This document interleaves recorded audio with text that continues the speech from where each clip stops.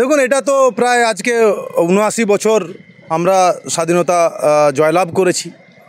এর আগেই করা উচিত ছিল এবং এই প্রথমবার হচ্ছে, শুরু হয়েছে, আগামী দিনে প্রত্যেক বছরই হবে। এবং সে যেই থাকুক না কেন, সে যেই এমএলএ হোক, যেই পার্টিরই এমএলএ হোক, তার দায়িত্ব এবং কর্তব্য এবং এখানকার লোকেদেরও কর্তব্য এই পতাকাকে রেসপেক্ট করা। এবং আজকের দিনে বিশেষ দিন, আজকে যে সকল আমাদের পূর্বপুরুষেরা যারা আত্মবলিদান দিয়েছে, তাদের জন্য আমরা স্বাধীনভাবে রাস্তায় হাঁটাচলা করতে পারছি।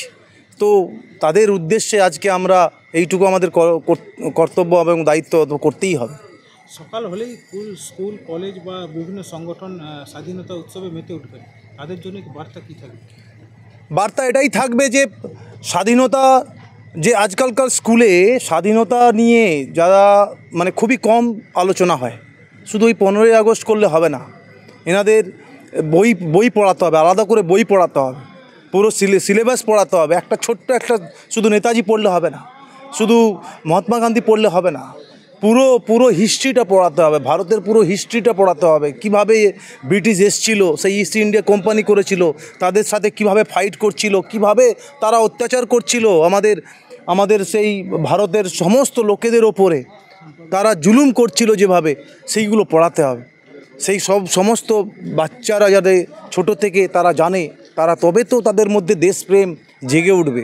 নাহলে তারা যে আজকে 15ই আগস্ট কী দিন তারা জানবে না, তারা ভুলে যাবে, আস্তে আস্তে ভুলে যাবে। মডার্ন সমাজ তারা এটা ভুলে যাবে।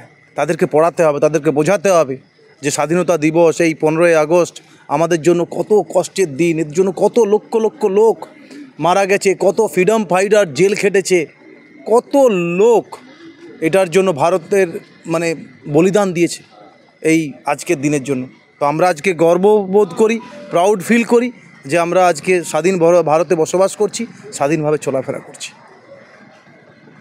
বিজ্ঞাপনের চমক নয়, আছে আগামী দিনের প্রতিশ্রুতি, মানে কর ফ্যাশন।